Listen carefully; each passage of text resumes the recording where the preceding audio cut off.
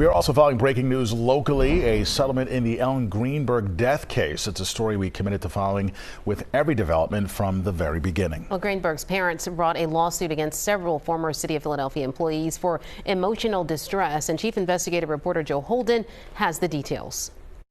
With this settlement, the Philadelphia Medical Examiner's Office is agreeing to reopen and review Ellen Greenberg's death. This is a legal victory for her parents, Josh and Sandra. Considering what they've been through, they broke down outside the courtroom. Sandra and Joshua Greenberg, clasping their daughter's photo, are overcome with emotion. Ellen Ray Greenberg did not commit suicide. Yes, she did not. Let's go. Come on. She did not. The couple, now living in Florida, left Philadelphia City Hall after settling their emotional distress case with a former chief medical examiner and a police detective. I'm speaking to the world. Ellen did not commit suicide. In a last-minute deal before jury selection, city lawyers and the Greenbergs reached an agreement. The medical examiner will reopen the investigation into their daughter Ellen's 2011 death.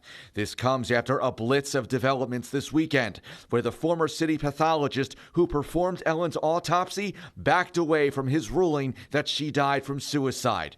That man, named Dr. Marlon Osborne, provided a sworn affidavit writing Ellen's death should be something other than suicide. Joe Pedraza represents the Greenbergs, saying these developments move the pursuit of justice forward. We'd like to find out who the murderer or murderers of Ellen is/are. You're at that stage right now. Yeah, we'd like to go that. Yeah, and we're going to pursue that. Their case that was about to be heard today alleged city officials conspired to cover up a botched police investigation into Ellen's death. The Philadelphia school teacher had been stabbed 20 times inside the maniac apartment she shared with her fiancé. Private investigators hired by the Greenbergs uncovered evidence that showed at least one of her wounds was inflicted after she was dead. She did not commit suicide. There is nobody in the world who can say Ellen committed suicide. And that's the most important thing.